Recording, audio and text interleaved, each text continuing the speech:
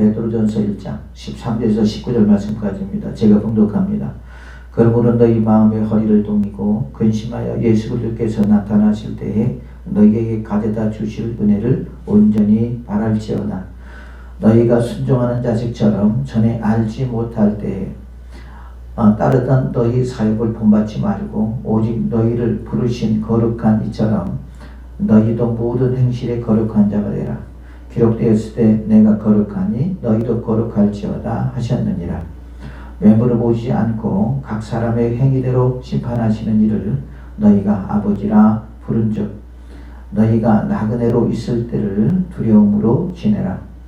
너희가 알거니와 너희 조상이 물려준 어떤 행실에서 대속함을 받은 것은 은이나 금같이 없어질 것으로 된 것이 아니요 오직 흠없고 점없는 어린 양 같은 그리스도의 보배로운 피로 된 것이니라. 아멘. 오늘 설교의 제목은 모든 행실에 거룩한 자가 됩시다 라고 하는 제목입니다.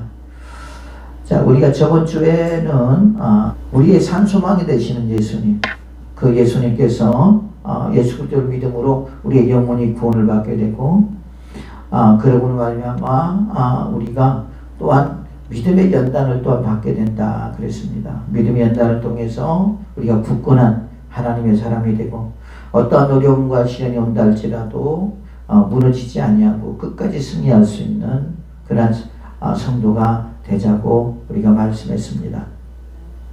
자, 오늘은 이제 그리스도인으로서 우리는 어떻게 살아가야 되는가라고 하는 것을 말하고 있습니다. 우리는 예수님의 자녀로서 이 세상을 살아가는데 소금이 그 맛을 잃으면 밖에 버려 밝힐 뿐이라고 말씀하고 있습니다. 또한 소금은 음식에 들어가 형체가 없어지지만 그 맛은 그대로 살아있다고 말하고 있습니다. 또한 우리를 빛의 자녀라고 말하고 있습니다. 빛의 역할은 어둠을 밝히는 역할입니다. 이 세상은 어두운 세상입니다. 우리의 행실이 이 세상의 모범이 되어야 한다고 말씀하고 있습니다. 마태복음 5장 13절부터 16절까지 보면 너희는 세상의 소금이니 소금이 만일 그 맛을 잃으면 무엇으로 짜게 하리요? 후에는 아무 쓸데없어 다만 밖에 버려져 사람에게 밟힐 뿐이니라. 너희는 세상의 빛이라. 산 위에 있는 동네가 숨겨지지 못할 것이요 사람이 등불을 켜서 말 아래 두지 아니하고 등경 위에 두나니 이러므로 집 안 모든 사람에게 비추느니라. 그래서 우리는 우리의 집안에서 뭐가 되느냐? 곧 등경 위에 있는 불이라고 할 수가 있겠죠. 이같이 너희 빛이 사람 앞에 비추게 하여 그들로 너희 착한 행실을 보고 하늘에 계신 너희 아버지께서 영광을 돌리게 하라라고 말씀하고 있습니다. 그래서 우리는 우리의 가정의 선교사요, 또한 우리 직장의 선교사라고 우리가 할 수가 있겠죠. 그래서 많은 사람들에게 소금의 역할을 하게 되고 많은 사람들에게 빛의 역할을 하는데 이 소금은 부패를 방지하는 역할을 많이 하죠. 그래서 생선이나 그런 것들이 있을 때 거기다 소금을 이렇게 염장을 하죠. 그래서 부패를 방지하는 것처럼 부패를 방지하는 것은 뭐냐? 곧 우리인 줄로 믿습니다. 또한 소금이 그 형체를 잃어버렸다 할지라도 음식에 들어가면 그 소금의 맛을 내는 것처럼 우리도 세상에 들어가서 그리스도인으로서 그리스도인답게 우리가 살아가야 된다라고 말씀하고 있는 것입니다. 자, 성도들이 이렇게 살아가야 될 이유가 무엇인가 하는 것입니다. 첫 번째 보니까 예수님께서 오실 때 우리에게 가져다 주시는 은혜, 마지막에 있을 우리의 구원을 완성시키기 때문에 그런 것입니다. 오늘 베드로전서 1장 13절 보니까 그렇게 말하고 있어요. 그러므로 너희 마음의 허리를 동이고 근신하여 예수 그리스도께서 나타나실 때에 너희에게 가져다 주실 은혜를 온전히 바랄지어다 라고 말하고 있습니다. 여기서 보니까 뭐라고 그랬어요? 너희 마음의 허리를 동이고 근신하여 예수 그리스도께서 나타나실 때에 너희에게 가져다 줄 은혜를 온전히 바랄지어다. 자, 예수님이 언젠가는 이 땅에 오신다 안 오신다? 오신다라는 거예요. 자, 언젠가는 오신다고 그랬습니다. 주님께서 그렇게 말했잖아요. 예수님의 제자들을 보면서 예수님께서 하늘나라로 올라가시면서 그랬어요. 너희들이 본 그대로 내가 다시 오리라 그랬잖아요. 그래서 이제 우리는 우리에게 뭐만 남았어요? 마지막 예수님의 재림만 남았습니다.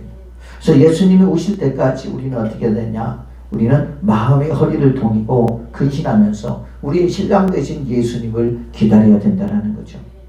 그래서 우리는 정신을 차리고 기다려야 된다는 것입니다. 그래야지만이 우리 마지막에 우리가 구원을 받게 되고 주님이 오시는 날 천사들을 대동하고 오십니다. 그럴 때 예수님께서 같이 오시면서 우리의 이름을 부른다고 그랬어요. 그죠? 아무개 집사, 아무개 권사, 아무개 목사, 아무개 전도사, 아무개 집사, 그러면서 그럴 때 그 소리를 듣지 못하면 안 된다 그랬습니다. 그러나 그 예수님은 언제 오실지 모릅니다. 그 오실 날을 누가 결정하느냐? 성부 하나님께서 결정하게 될 줄로 믿습니다. 그래서 우리는 깨어 있으라고 주님께서 말씀하고 있습니다.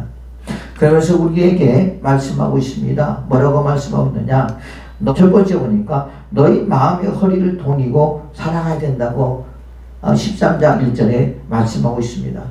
여기서 동이고라고 하는 이 말은 뭐냐? 헬라어로 아나노사 메이노라고 하는 말인데요. 긴 그 의복을 허리띠를 빌어서 졸라매고라고 하는 말입니다. 이 말은 무슨 말이냐면 우리가 그 긴 옷을 입게 있죠. 뭘 일을 하는 데 있어서 긴 옷을 입다 보니까 좀 거지장스럽잖아요. 그러니까 어떻게 합니까? 중간에 허리띠를 맨다라는 거죠. 이 표현은 구약의 이스라엘 사람들이 허리를 동이고 유월절 어린 양의 고기를 먹는 사실, 출애굽기 12장 11절에 유월절을 지킬 때에 있는 그 모습이라고 할 수가 있겠죠. 그래서 그 영향을 받은 것이라고 우리가 볼 수 있습니다. 영적 이스라엘인 그 그리스도인들은 죄악된 세상에서 사는 동안 마치 구약 이스라엘 백성들이 애굽을 탈출할 때 가졌던 자세와 같이 마음의 허리를 동이고 매사에 긴장과 자세로 하나님의 음성의 귀를 기울이며 살아가야 한다고 말하고 있는 것이죠. 지금 많은 사람들이 어떻습니까? 세상에 빠져 살아가고 있어요. 물질에 빠져 살아가고 있습니다. 명예에 빠져 살아가고 있습니다. 그러면서 정신을 차리지 못하고 살아가고 있습니다. 그러나 주님은 분명히 말하고 있죠. 우리에게 정신을 차리라고. 내가 반드시 올 거라고 말씀하고 있습니다. 그래서 우리는 세상을 떠나서는 살 수 없겠지만 세상 안에서 우리가 소금처럼 살아가야 되고 또는 빛처럼 살아가야 될 그런 사람들인 줄로 믿습니다. 그래서 우리가 세상에 그 관심을 갖는 것이 아니라 세상에 살아가지만 세상 속에 살아가지만 우리는 예수님의 음성에 또는 예수님의 가르침에 우리가 거기에 초점을 맞춰 살아가는 하나님의 사람들이 되어야 될 줄로 믿습니다. 또한 두 번째 보니까 뭐라고 말씀하고 있느냐? 그러므로 너희 마음의 허리띠를 동이고 근신하여라고 말하고 있어요. 근신. 성경에 보면 근신이라고 하는 말이 많이 나옵니다. 그렇죠? 자, 그러면 근신이 뭘까요? 근신이라고 하는 말은 몸과 마음을 삼가서 조심하다는 것이죠. 우리가 살아가는 데 있어서 아주 조심스럽게 살아가는 걸 말하는 거죠. 자기를 반성하고 자제하며 말과 행동을 주의하고 삼가하는 자세로서 성도가 가져야 될 성품 중에 하나라고 할 수가 있겠습니다. 데살로니가 전서 5장 6절과 디모데후서 1장 7절 그 다음에 4장 5절에 말씀하고 있죠. 히브리어로 메짐마라고 하는 말인데요. 이게 신종. 우리가 뭘 할 때 신중하게 하잖아요. 그래요. 그렇죠? 말을 할 때도 신중하게 하고 행동할 때도 우리가 신중하게 하잖아요. 그래서 우리가 신중하게 말을 하고 신중하게 행동하고 신중하게 살피는 것을 말합니다. 그래서 사리분별이라고 하죠. 사리분별. 그 다음에 또한 세심함. 이라고 하는 이런 것들이 근신을 한다라고 하는 뜻에 포함되어 있습니다. 헬라어 소프로니스 무스라고 하는 말이 있는데요. 이것은 자제, 그 다음에 절제. 동사 네포는 술 취하지 않다라는 문자적인 의미를 갖는 것이라고 할 수 있죠. 그래서 우리가 그러죠. 술 취하지 말라. 주님께서 그렇게 말하고 있잖아요. 왜 술 취하면 어떻게 합니까? 뭐가 뭔지 모르잖아요. 옛날에 저도 예수님을 믿기 이전에 술을 취해봤더니 술을 먹고 나니까 그냥 정신이 알딸딸 해갖고 도대체 이것이 뭔지 분간이 가지 않습니다. 그러는 것처럼 역시 마찬가지예요. 세상에 취하면 여러분 우리가 어떻게 합니까? 우리 영혼은 죽을 수밖에 없고요. 예수님이 오셨을 때 도대체 오셨는지 안 오신지 모르는 상황 속에서 마치 열처녀의 비유처럼 5처녀를 깨어서 주의 음성을 들었는데 5처녀는 깨어있지 못하고 주의 음성을 듣지 못해서 그래서 기름쯤 배우러 가다가 어떻게 했죠? 결국 예수님은 결국 올라가 버렸잖아요. 여러분 그래서 우리는 절대 술 취하지 말아야 됩니다. 세상에 취하지 말아야 됩니다. 세상에 어떤 것도 취하지 말아야 된다라는 거죠. 왜? 거기에 취해버리면 우리는 정신이 없게 됩니다. 사리분별을 하지 못합니다. 그러므로 말미암아 우리가 우리의 영혼을 도둑맞을 수밖에 없다라는 거죠. 누구에게 도둑맞을 수밖에 없어요? 마귀에게 도둑맞을 수밖에 없다라는 것입니다. 그래서 주님은 항상 우리에게 근신하라, 깨어라 그렇게 말하고 있죠. 그래서 우리는 항상 신중하게 내 영혼을 위하여 우리가 깨어 있어야 될 줄로 믿습니다. 그러므로 우리는 주님이 오시는 날 어떻게 하냐? 천국잔치에 참여를 해야 돼요. 천국잔치에 참여하지 못하면 어떻게 하느냐? 우리는 주님과 함께 올라갈 수 없다라는 것을 우리가 말씀하고 있어요. 성경이 말하보니까 그렇게 말하고 있죠. 뭐라고 하냐면 주인이 우리 집에서 잔치를 할 거니까 하인들에게 가서 사람들을 데려오라고 말합니다. 하인들이 이제 길거리로 나가서 사람들을 데려오려고 하는데 사람들이 데려올 사람들이 없어요. 왜 데려올 사람들이 왜 없느냐? 다 그 사람들이 바쁘다는 핑계로 안 오고 그 다음에 일하러 가고 뭐하고 그러면서 올 사람들이 없는 거예요. 하인들이 옵니다. 주인이여 이 잔치에 참여할 사람이 없습니다. 어떻게 합니까? 여러분 그 말이 지금 이 시대의 말이란 말이에요.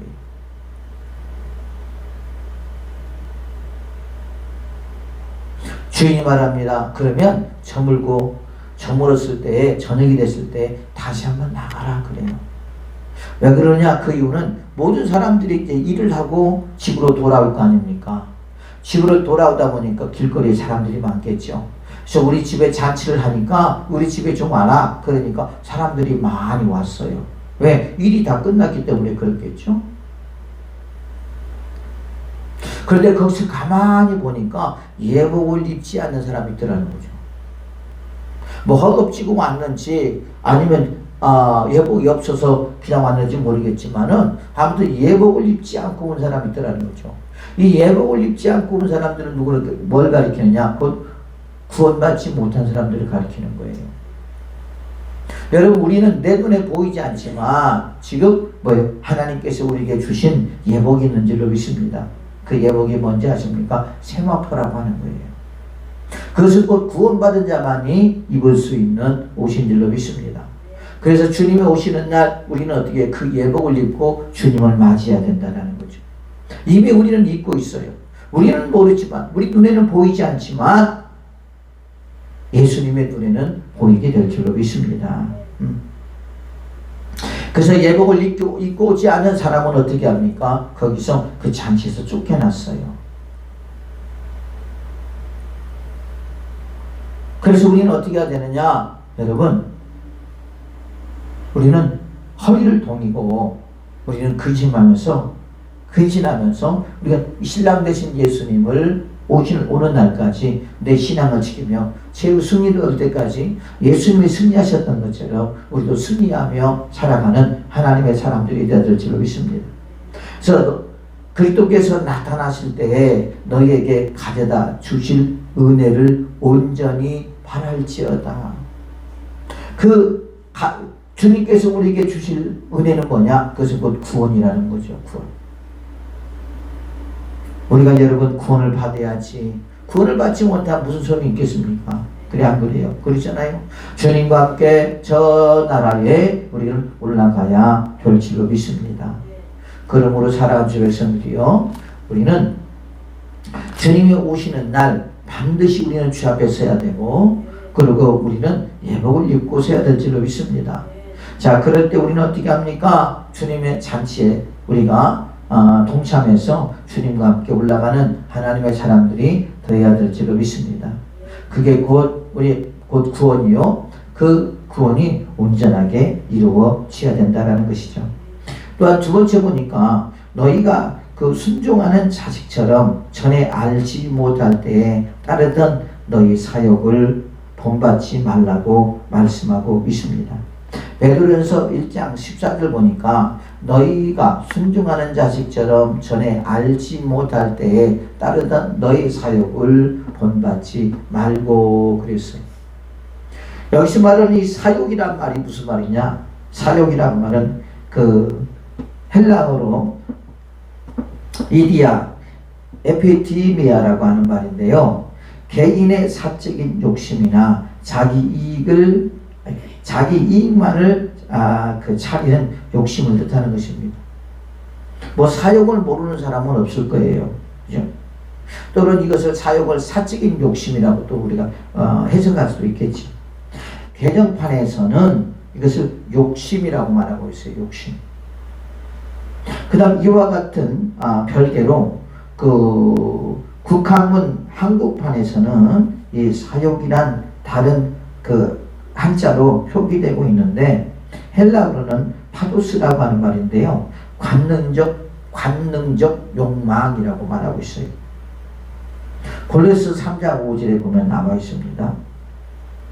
그 다음에 영어 NIV에서는 이것을 성욕으로 번역하고 있습니다. 조금씩 이렇게 이제 책마다 좀 다를 수 있다는 거죠.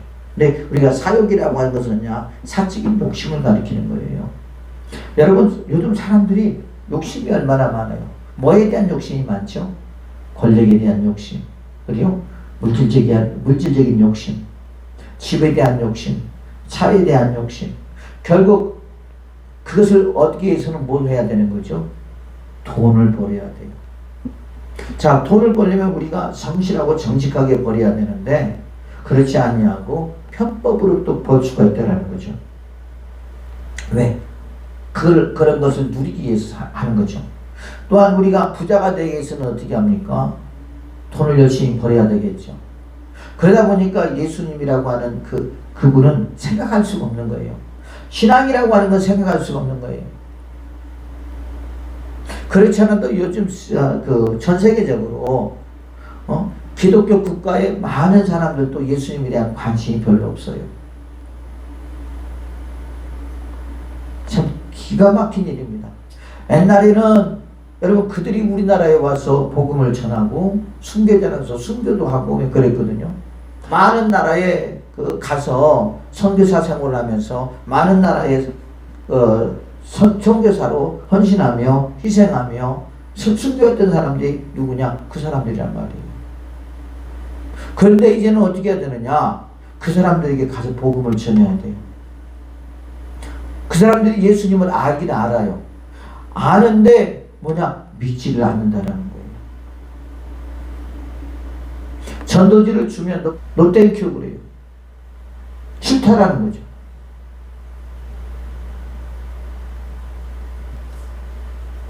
뉴욕 가서 전도를 할 때도 그랬고요. 보니까 야, 심각하다. 어떻게 이렇게 심각할 수 있을까?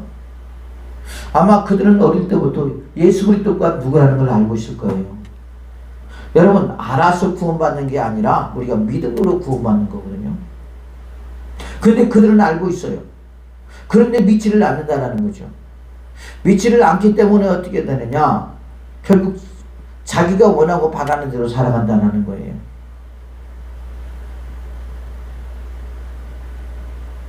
그래서 이제는 복음을 역수출해야 될 상황이 되었다. 그 수출을 누가 해야 되느냐? 저와 여러분들이 해야 된다는 거죠. 그래서 이 사람이 사욕이라고 하는 이런 것 때문에요, 다 우리의 영혼이 망치고, 그 다음에 세상이 망치고, 무질서하게 되고, 여러분, 그래 가는 것을 우리가 볼 수 있게 됩니다. 그래서 우리는 어떻게 합니까? 이 사욕을 버리지 않으면 안 된다는 거죠. 그래서 주님께서 우리에게 뭐라고 했어요? 먹는 것이 있으면 그걸로 만족하라. 그렇게 말하고 있잖아요. 결국 돈은 뭐예요? 일만하게 뿌리요. 뭐라 했습니까? 우리의 영혼을 찌른다라고 말하고 있거든요. 결국 찌른다라고 말은 무슨 말이냐? 그것을 우리의 영혼을 죽이는 도구라는 말이에요. 그것 때문에 우리가 사기를 치게 되고요. 그것 때문에 다른 사람들을 상처를 주게 되고요. 그것 때문에 다른 사람과의 관계가 훼손되게 되고요. 그것 때문에 우리가 잘못된 삶을 살아가게 되고요. 그것 때문에 우리가 문제를 야기하는 그런 경우가 많이 있고요. 또한 그것 때문에 사람을 죽이기도 하고요. 그것 때문에 사람들에게 사기치기도 하고요.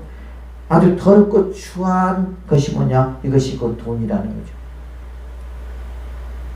이 손에서 저 손으로, 저 손에서 다른 사람의 손으로 가는 게 뭐냐? 그게 곧 돈이라고 우리가 할 수가 있겠습니다.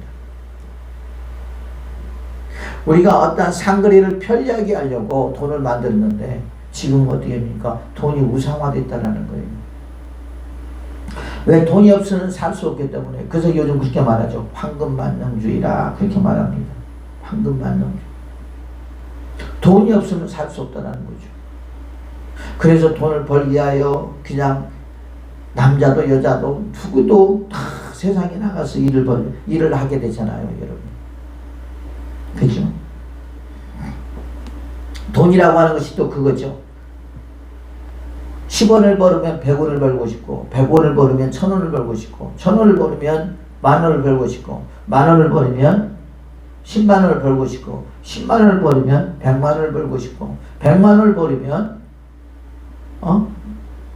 1000만 원을 벌고 싶고, 1000만 원을 벌으면 1억을 벌고 싶은 것이 돈이에요.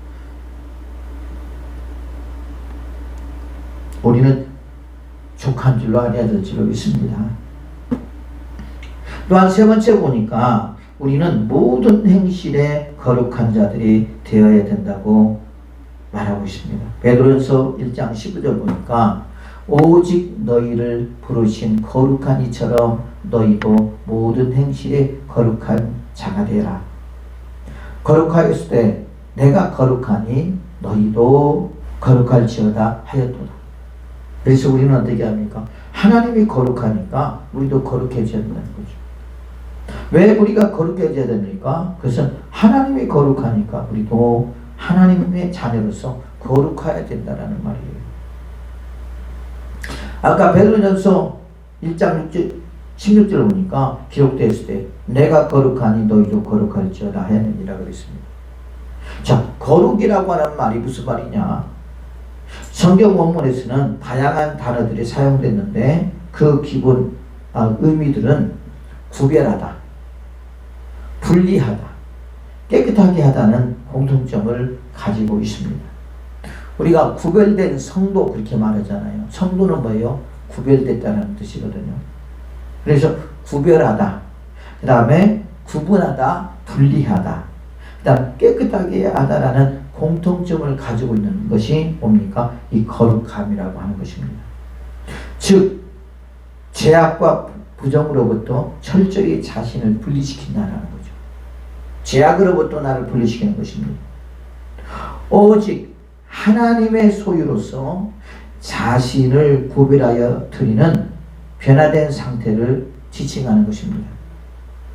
그리고 세상에 속되고 부패한 행실이나 풍습에서 구별되어서 하나님의 법대로 살아가는 것을 가리킨다고 할 수 있습니다. 특히 신약 성경에서는 죄악과 구별된 도덕적인 삶이나 세속적이고 비신앙적인 것으로부터 자신을 엄격하게 구별하는 경건한 행위를 말하는 것입니다. 거룩은 하나님의 속성 중에 가장 중심되는 성품입니다. 하나님의 백성에게 첫 번째로 요구되는 명령이라고 할 수가 있겠습니다. 그리고 성전, 성물, 제사, 하나님께 드리는 절기, 하나님의 백성인 성도 등 거룩하신 하나님과의 관련된 모든 것들 역시 지극히 거룩하다라고 하는 것이죠. 그래서 주님께서는 오늘도 우리가 거룩한 하나님의 사람들이 되어가기를 원하는 거예요. 그게 뭡니까? 성화라고 하는 말이 성화. 성화라고 하는 말은 뭐냐? 계속해서 변화된다는 거죠. 새로워진다는 것입니다. 그래서 누구를 닮아가느냐? 예수 그리스도를 성품을 닮아가는 거예요. 그래서 예수님이 거룩하니, 하나님이 거룩하니 너희들도 거룩하라고 하는 말이 그 말입니다. 그래서 우리가 구원받은 하나님의 백성들은 어떻게 해야 됩니까? 이제 거룩한 자가 되기 위해서 무단히 노력을 해야 된다는 거예요. 그래서 오직하면 주님께서 그렇게 말하고 있습니다. 뭐라고 말하고 있냐? 먼저 그 나라와 의를 구하라. 그래야면 이 모든 것을 더해 주리라. 너희들이 지금 구하는 것은 먹고 입고 마시는 것을 구하는 것이 아니라 먼저 그 의와 나라를 구하라 그랬어요. 그 의는 뭘 가리킵니까? 그걸 거룩한 거라는 것입니다. 하나님의 의를 말하는 것입니다. 하나님의 성품을 말하는 것입니다. 우리가 골로새 3장에 보면 그렇게 말하고 있잖아요. 그렇죠? 벗어버리고 죽이라. 육체의 모든 정욕과 모든 것들을 다 벗어버려야 됩니다. 다 죽여야 됩니다. 그리고 주님으로부터 주신 새 옷을 입어야 됩니다. 그게 뭡니까? 곧 성령의 열매예요. 우리는 주 앞에 가는 날까지 끊임없이 우리는 뭡니까? 먼저 그 나라와 의를 구해야 돼요. 그래서 우리는 날마다 변화되어야 됩니다. 우리는 날마다 새로워져야 됩니다. 우리의 본은 누구냐? 곧 예수 그리스도를 믿습니다. 예수님의 성품을 닮아가야 된다는 것이죠. 우리가 지금 그 세상 속에서 왜 이렇게 다른 사람들에게 영향력이 없느냐? 그 이유는 우리가 아직 주님의 성품을 닮아가고 있지 않았기 때문에 그런 것이죠. 왜 그리스도인들이 왜 그리스도 안티들이 많냐? 그 이유는 그만큼 우리가 지금 세상에서 빛과 소금의 삶을 살아가야 되는데 그러지 못하기 때문에 그런 거예요. 이런 것들이 여러분 하나님 앞에 참 우리가 죄송하다는 거죠. 그래서 우리는 날마다 저 거룩함을 위해서 우리는 한 걸음 한 걸음 나아가는 하나님의 사람들이 되어야 될 줄로 믿습니다. 그래서 주님은 우리에게 거룩하게 살라고 했어요. 예수님이 거룩하니까 너희들도 거룩하라고 말하고 있습니다. 그래서 우리는 주의 형상을 닮아가는 하나님의 사람이 되시기를 예수의 이름으로 축복을 드리겠습니다. 또한 두 번째 보니까 왜 우리가 거룩해야 됩니까? 그 이유는 우리의 외모가 아니라 행위대로 심판을 받기 때문에 그런다 그랬어요. 베드로전서 1장 17절 보니까 뭐라고 말하고 있느냐? 외모로 보시지 않고 각 사람의 행위대로 심판하시는 이를 너희가 아버지라 부른즉 너희가 나그네로 있을 때에 두려움으로 지내라 그랬어. 여러분 우리가 나그네라고 하는 말이 이게 무슨 말이냐? 이 땅에 사는 동안을 말하는 거예요. 우리는 나그네와 같은 인생입니다. 그죠? 마치 아침 안개와 같은 인생이라고 했어요. 그래서 아침 안개는 아침에 잠깐 있다가 없어지는 것이 안개라고 하는 것처럼 우리 역시 마찬가지로 여러분 이 세상을 살아가는 데 있어 영원히 살아가지 못한다는 거죠. 영원히 살 수 없다는 것입니다.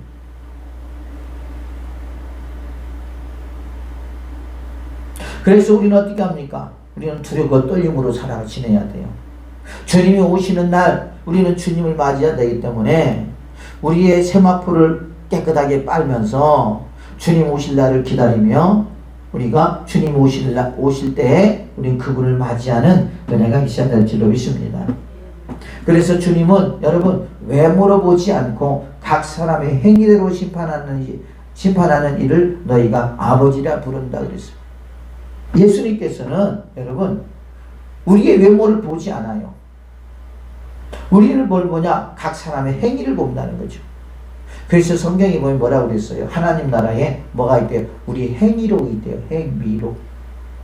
우리가 이 땅에 살면서 내가 행한 것이 다 거기에 기록되어 있대요. 두렵지 않아요, 여러분? 응? 그래서 그 행위록을 보고 뭐 하는 거예요? 하나님이 우리를 심판하는 거예요.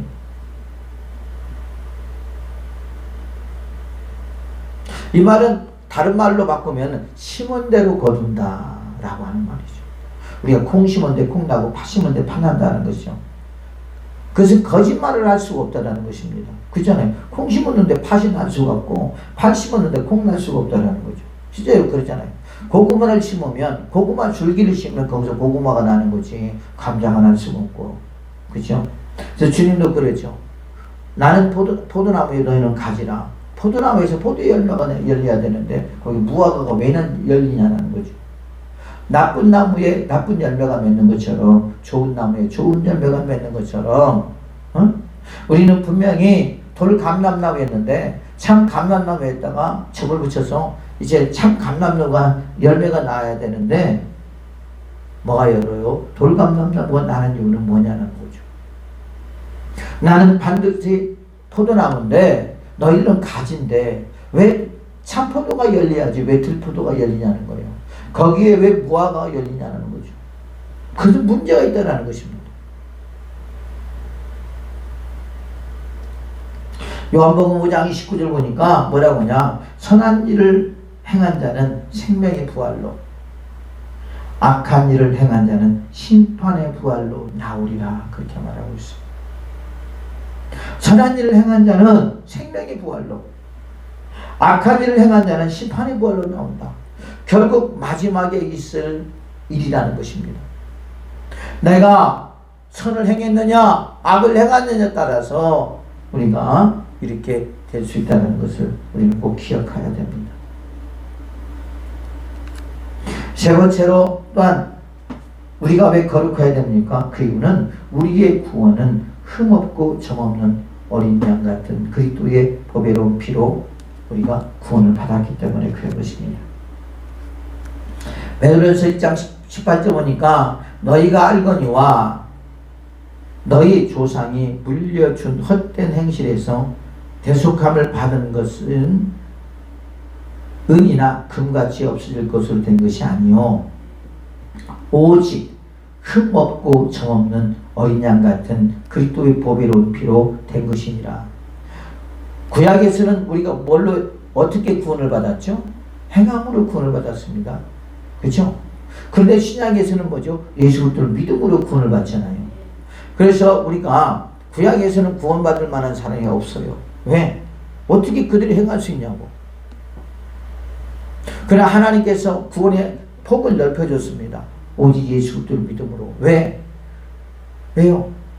곧 예수님께서 우리의 죄를 다 짊어지시고 십자가에 죽으셨기 때문에 우리의 선함으로 우리의 의로움으로 우리가 구원을 받는 것이 아니라 전적으로 주님의 은혜로 구원을 받는다라고 하는 거죠. 그래서 우리는 주 앞에 감사해야 될 줄로 믿습니다. 죄에서 인간을 구원하는 속전은 바로 희생 제물에 비유된 예수 그리스도십니다.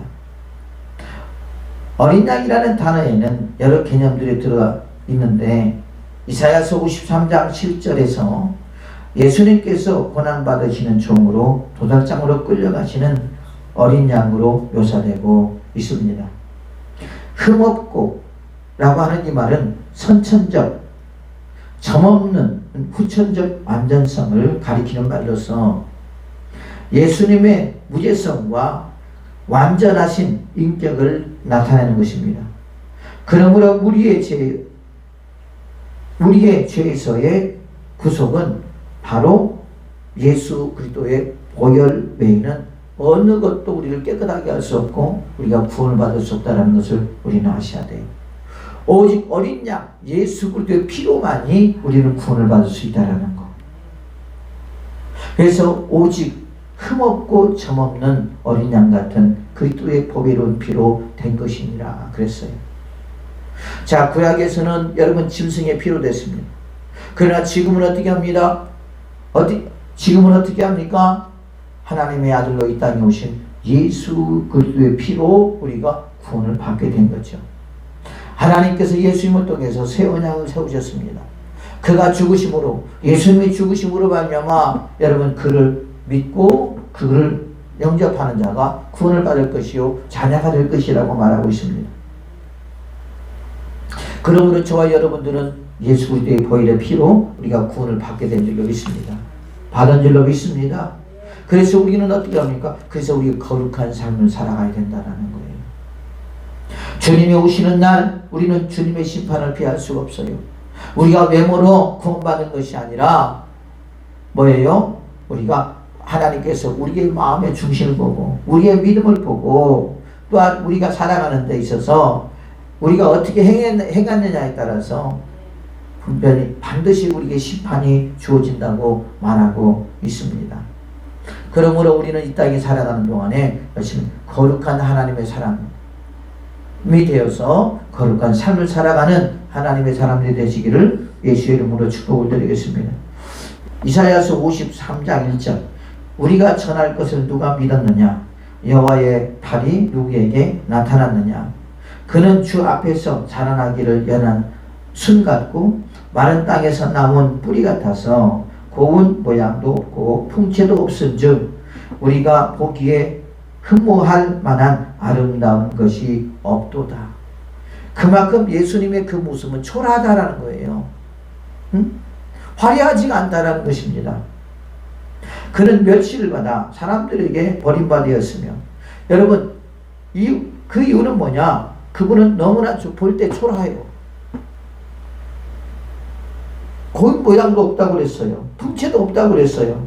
그러니까 사람들에게 흠모할 것도 없고 결국 사람들에게 뭐예요? 이목을 끌지 못한다라는 거죠. 그러니까 예수님께서 그렇게 연하고 순하고 그렇게 보이니까 그는 멸시를 받아 사람들에게 버림받았으며 간고를 많이 겪었으며 질고를 아는 자라. 왜요? 사람으로 이 땅에 오셨기 때문에. 그렇죠? 마치 사람들이 그들에게서 얼굴을 가리는 것 같이 멸시를 당하였고 우리도 그를 귀히 여기지 아니하였도다. 그는 실로 우리의 질고를 지고 우리의 슬픔을 당하였거늘 우리는 생각하기를 그는 징벌을 받아 하나님께 맞으며 고난을 당한다 하였노라.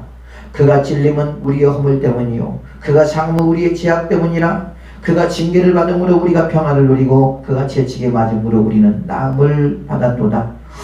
우리는 다 양 같아서 그릇 행하여 각기 제 길로 갔거늘 여호와께서는 우리 모두의 죄악을 그에게 담당하셨도다.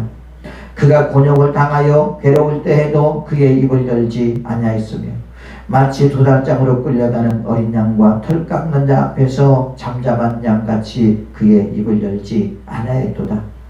그는 곤욕과 신문을 당하고 끌려갔으나 그 세대 중에 누가 생각하기를 그가 살아있는 자들의 땅에서 끊어짐은 마땅히 형벌을 내 백성의 허물 때문이라 하였으리요.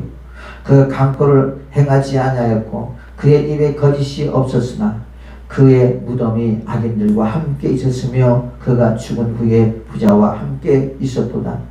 여호와께서 그에게 상을 받게 하시기를 원하사 질고를 당하게 하셨은즉 그의 영혼을 속건제물로 드리게 이르며 그가 씨를 보게 되며 그의 날을 길 것이요 또 그의 손으로 여호와께서 기뻐하시는 뜻을 성취하리로다 그랬어요. 결국 하나님께서 예수님을 통해서 아버지의 뜻을 성취했습니다. 그 성취가 뭡니까? 곧 십자가의 죽으심이요 또한 그를 믿는 자들마다 구원을 받는 것입니다. 그 열매가 뭡니까? 저와 여러분들로 믿습니다. 그러므로 사랑하는 주 백성들이요, 우리는 예수 그리스도를 믿음으로 우리는 거룩한 자가 되었습니다. 또한 예수 그리스도를 믿음으로 우리는 하나님의 백성이 된 줄로 믿습니다. 그래서 우리는 이 땅에 살아가면서 우리는 빛과 소금의 사명을 감당하는 살아가는 하나님의 사람들이 되어야 될 줄로 믿습니다. 세상 사람들에게 부끄러워지 않는 또한 우리의 모든 행실에 거룩한 자가 되어야 된다는 거예요. 우리의 말도 우리의 또한 행동도 우리의 삶도 모든 사람들에게 귀감이 되는 삶을 살아야 된다는 것입니다. 그것이 곧 주님께서 저와 여러분에게 원하는 삶인 줄로 믿습니다. 또한 그뿐 아니라 우리가 주의 형상을 닮아가 예수님의 형상을 닮아서 우리는 거룩한 삶을 살아가야 된다는 것은 여기서 말씀하고 있습니다. 그러므로 사랑하는 백성들이요, 우리는 그 어린 양의 보혈의 피로 우리가 깨끗하게 된 줄로 믿습니다. 성결하게 된 줄로 믿습니다. 성결하게 된 줄로 믿습니다. 그러므로 자부심을 가지시고 하나님의 자녀로서 정체성을 가지고 하나님의 자녀답게 살아가는 하나님의 사람들이 되시기를 예수님의 이름으로 축복을 드리겠습니다.